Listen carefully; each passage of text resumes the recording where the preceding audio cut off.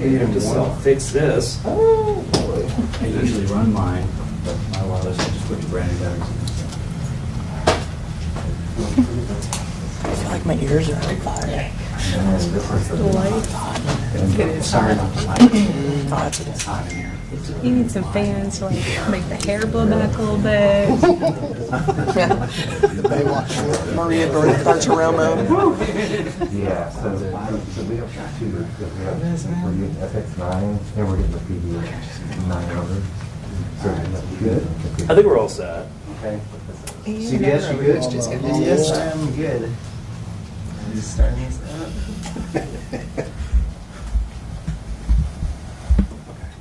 I know we're good down here. Yep. Okay. I don't know, I was supposed to grab one.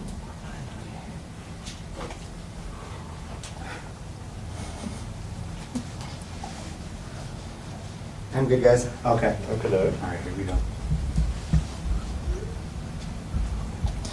Good afternoon. I'm Sergeant Tracy Garish with the Austin Police Department's Homicide Unit, and that's last name is spelled Gerrish.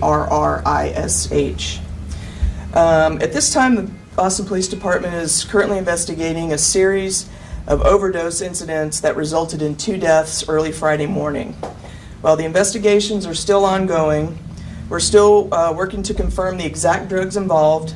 Based on preliminary information, we believe the drug fentanyl may be involved in a few of these incidents. Fentanyl is a synthetic opiate similar to heroin, but much more powerful. It can be in pill, powder, patch, solid, or liquid form, and it can be extremely lethal in very small doses. As I said, investigators are currently working to confirm the drugs involved, the source of those drugs, and any connections between the victims. The community needs to be aware of this public health risk and the dangers associated with the drug fentanyl.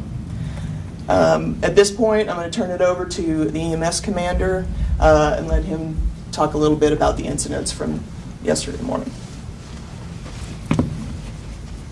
Hello, as we said, well, my name is Captain Darren Nowak, and that's DARRENNOAK with Austin Travis County EMS.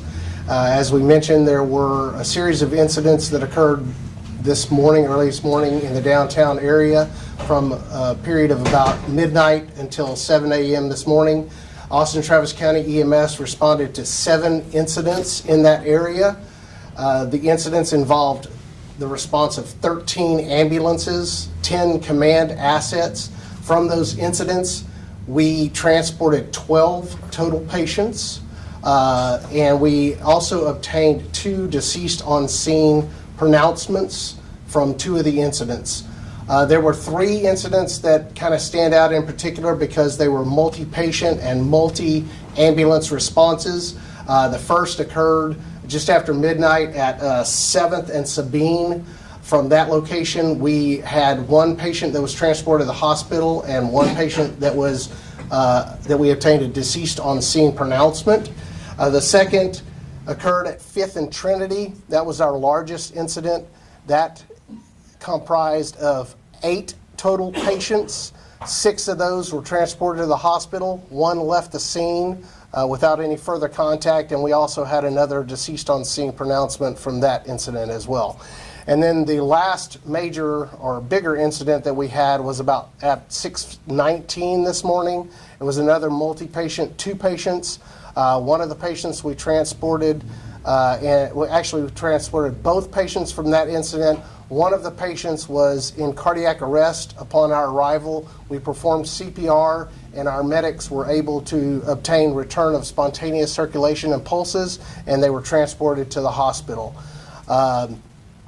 Most of these patients that we encountered were exhibiting signs and symptoms of opioid overdoses, but then again, there were some that had other signs and symptoms that were not consistent with opioid overdoses. Currently, our medical office of the chief medical officer is providing a medical advisory to all of our local medical providers, and along with CATRAC, they are providing information regionally as well to provide information concerning the incidents that occurred this morning and just reiterating the dangers and signs and symptoms and possible patient encounters that they might have if someone has induced this sort of substance. And with that, I think we're done, and we can open it up for questions. Captain, can you just talk about, in terms of the people you're treating, are these individuals who are homeless? Are they people who are partying downtown? That's very hard to say for us. That's really not a question that we ask, number one. It does seem that most of the incidents that we responded to occurred in public domain. I don't believe, maybe one of the one-off calls was actually inside of an establishment or a business, but I really have no information that would point to anything like that. So it's near a bar or a... I'm not sure. It might have been a hotel down in the area or something like that, that somebody came in from the outside or something. But Okay. At this time, do you all believe that these incidents are connected or related in any way? so from a EMS and medical perspective, as I said earlier, the majority of the patients that we encountered had similar signs and symptoms that are consistent with opioid overdoses, so that ties them in together medically. As far as anything else, that would be more of an investigative for the law enforcement, for APD to decide in any other case. And working with a situation like this, 2 lives were lost, a lot of people were hospitalized. From an EMS perspective, what's your reaction to that? Well, unfortunately, this is not a new thing to our area. Years back, and for quite some time, we experienced an increase in K2 incidences around the area. So these things do happen. I mean, obviously, our advice is for anyone, just stay away from the utilization of street and illegal drugs, number one. You never know what those drugs are going to contain, and it could cost you your life. What was it like for EMS to deal with these incidents? Was it rapid fire one after another, or was it spread out over time? And how many, I think you said how many ambulances were involved? So a total of 13 over the 7 incidences. The one particular highest call volume call, we had 5 ambulances and 4 command elements on scene at one time. It wasn't so rapid fire. It was more of they arrived in the area, and then other patients were pointed out as the arriving units got on scene. This is something obviously we train for mass casualty. This technically didn't fall into that specific category, but it was definitely a situation where we needed additional resources, and those additional resources were brought in and handled the patients as they needed to be. And Captain, just speaking of resources and staffing, with the upcoming events that we have, the festival, South by Southwest, do you all feel that you have enough resources and staffing to really address, if a situation were to happen like this again, do you have enough to address that? Certainly. That's a good question in light of the festival season that's coming. If you'll recall and remember, EMS and much of our public safety agency partners treat these types of events as special events, or for us, for EMS, we establish it as basically a city within the city. We create our own EMS dispatch system. We create our own EMS response system. We set up a patient collection point, and we have dedicated ambulances and response units that are solely dedicated to the downtown area and the festival area. So we certainly are. We've had our fill of those before with the AutoPed that happened before. So I feel that all of the public safety agencies are very well prepared to handle anything that might come our way. Hopefully we don't have to, but we're prepared.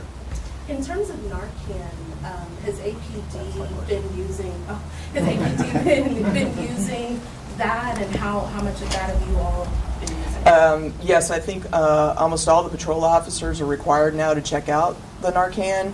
And I can tell you, just over the last week, we've had at least 3 to 4 incidents where officers have given Narcan to people that were in the midst of overdosing and have saved their lives.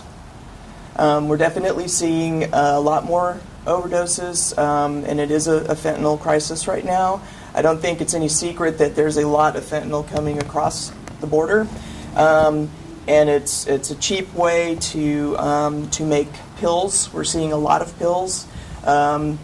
We definitely look for pills that have a blue color to them. They are showing up to test positive for fentanyl. It's a substitute for heroin, and it's a lot cheaper.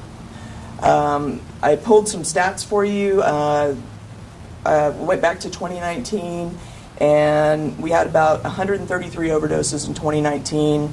We had 162 overdoses in 2020, and last year, up until the end of November, we had 170. So we're already up to maybe 25 or 30 this year. So it's an epidemic for sure.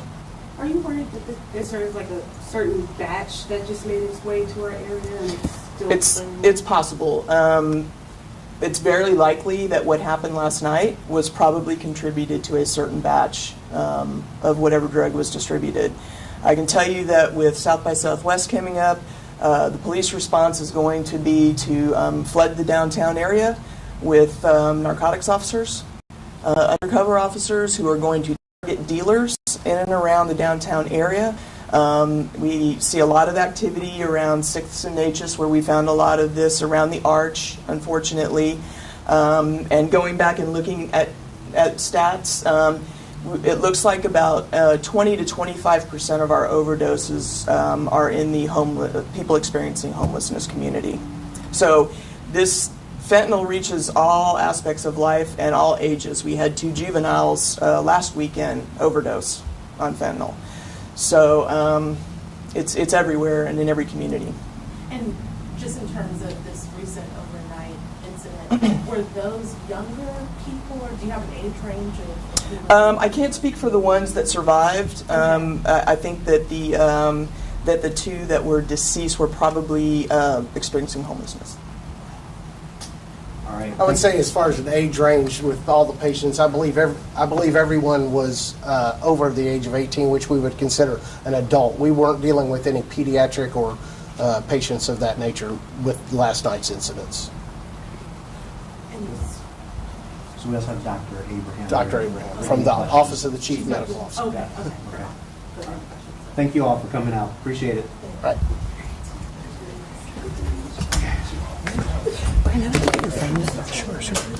Did you take Angela's old phone? I did. Well, no, I had.